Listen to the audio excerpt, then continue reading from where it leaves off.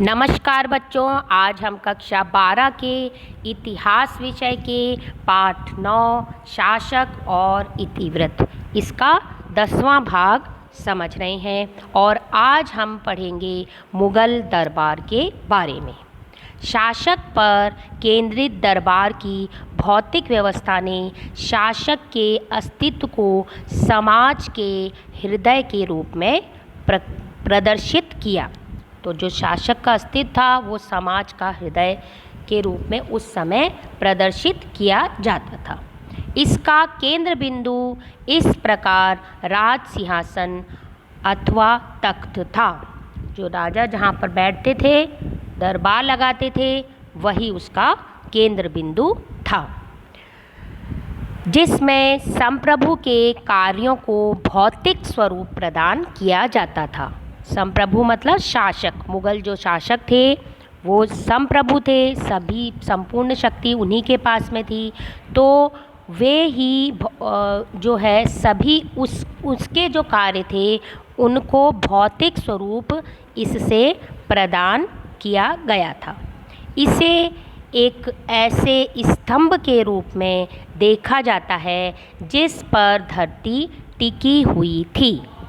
सहस्त्राब्दियों से भारत में राजतंत्र का प्रतीक रही छतरी शासक की कांति को सूर्य की कांति से पृथक करने वाली मानी जाती थी। तो पहले से ही भारत में ये परंपरा थी और मुग़ल शासक जब आए भारत में तब भी यही परंपरा रही कि जो शासक है उसमें सूर्य के समान तेज है, सूर्य की जो कांति है वैसी ही कांति शासक में है। आगे बच्चों, इतिवृत्तों ने संभ्रांत वर्गों के बीच हैसियत को निर्धारित करने वाले नियमों को बड़ी सुस्पष्टता से सामने रखा। जो इतिहास लिखे गए हैं मुग़ल, उसमें जो संभ्रांत वर्ग मतलब धनी वर्ग, उनकी जो हैसियत है उसको निर्धारित करने के नियम लिखे गए हैं। बिल्कुल क्लियर नियम लिखे हुए हैं कि ये नियम हैं इनके, संभ्रांत वर्ग धनी वर्ग के। दरबार में किसी की हैसियत इस बात से निर्धारित होती थी कि वह शासक के कितना पास और दूर बैठा है। किसी भी दरबारी को शासक द्वारा दिया गया स्थान बादशाह की नज़र में उसकी महत्ता का प्रतीक था। एक बार जब बादशाह सिंहासन पर बैठ जाता था तो बच्चों ये थोड़ा टाइपिंग मिस्टेक है, तो किसी को भी अपनी जगह से कहीं और जाने की अनुमति नहीं थी और न ही कोई अनुमति के बिना दरबार से बाहर जा सकता था।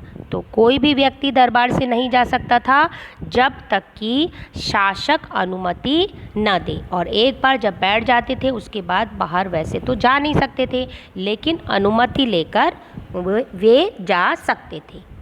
दरबारी समाज का सामाजिक नियंत्रण का व्यवहार दरबार में मान्य संबोधन, शिष्टाचार और बोलने के ध्यानपूर्वक निर्धारित किए गए नियमों द्वारा होता था।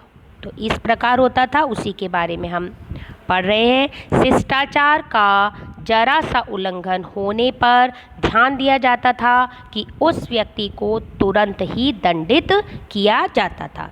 और जो भी जो शिष्टाचार हैं, जो भी नियम हैं कि किस प्रकार उन्हें जो है अभिवादन करना है, किस प्रकार बैठना है, शासक जब आए तब क्या करना है, शासक जब जाए तब क्या करना है, तो वही जो पूरी प्रक्रिया है वह निर्धारित थी और उसके नियम लिखे हुए थे इतिवृत्तों में। और अगर यदि कोई इसका उल्लंघन करता था तो उसे दंड मिलता था, उसे सज़ा दी जाती थी। आगे बच्चों, शासक को जो अभिवादन करते थे उसके तरीके से उस व्यक्ति की हैसियत का पता चलता था, है ना। और किए गए शासक को किए गए अभिवादन, बच्चों किए नहीं लिखा है इसमें, शासक को किए गए अभिवादन के तरीके से उस व्यक्ति की हैसियत का पता चलता था, है ना। और जैसे अब बच्चों ध्यान से सुनेंगे, अब जो है इम्पॉर्टेंट है कि किस प्रकार वे अभिवादन करते थे। जैसे जिस व्यक्ति के सामने ध्यान ज़्यादा झुककर अभिवादन किया जाता था तो उस व्यक्ति की हैसियत ज़्यादा ऊंची मानी जाती थी। मतलब जो बादशाह है उसकी हैसियत सबसे ज़्यादा ऊंची होती थी, तो जब उसको अभिवादन करते थे तो जो सामने वाला व्यक्ति है वो बहुत ज़्यादा नीचे झुकता था क्योंकि उसकी हैसियत ज़्यादा थी। और फिर उसके बाद में मंत्री, उसके प्रमुख मंत्री, उसके सामान्य मंत्री, उनको जो है अभिवादन का तरीका इस प्रकार अलग अलग था।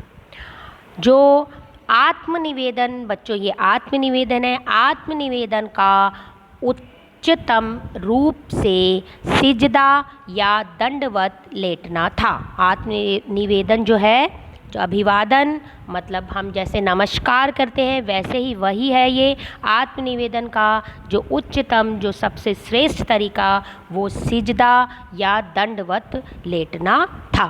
अब वो कैसे होता था? शाहजहाँ के शासनकाल में इन तरीकों के स्थान पर 4 तस्लीम जिस तथा जमी बोसी, जिसे ज़मीन को चूमते थे वे का तरीका अपनाया गया। शाहजहाँ के समय में यह तरीका अपनाया गया, 4 तस्लीम का तरीका। उससे पहले क्या था? सिजदा करते थे वे, दंडवत लेटते थे।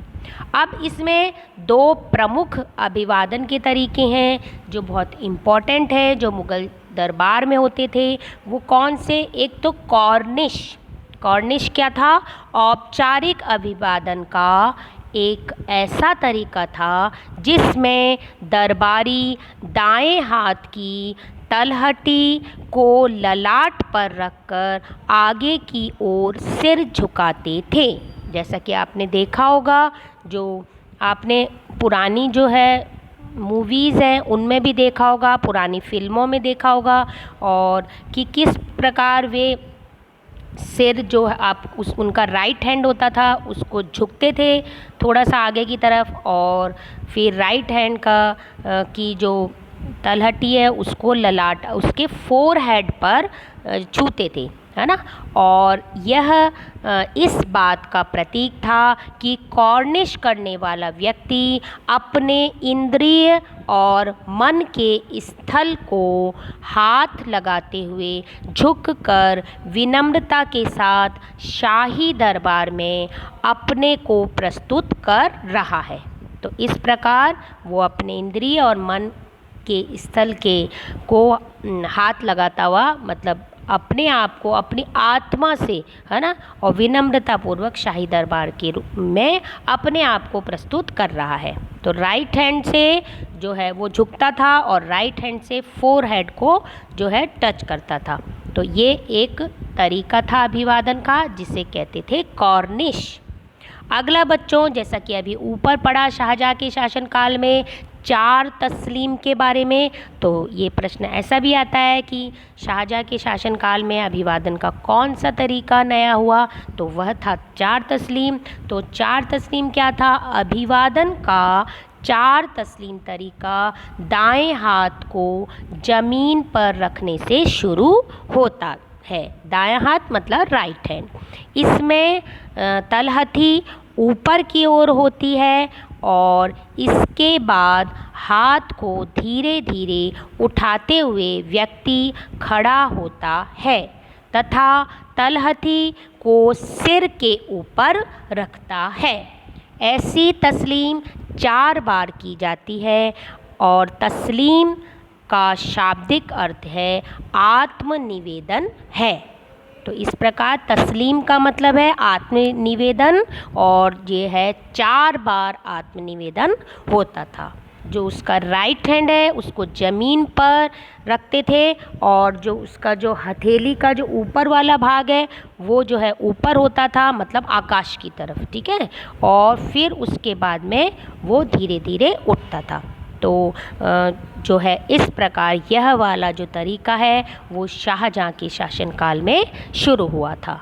तो बच्चों ये भाग समाप्त हुआ और इसका कुछ अंश हम अगले भाग में पढ़ेंगे। आज यह भाग इतना ही। और दरबार के बारे में हमने आज पढ़ा।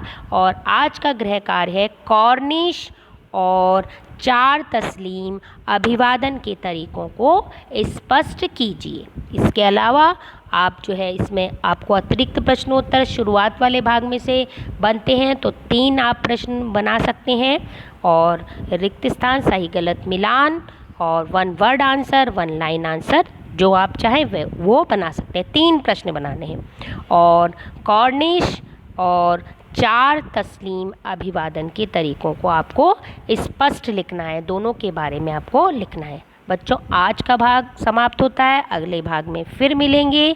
धन्यवाद।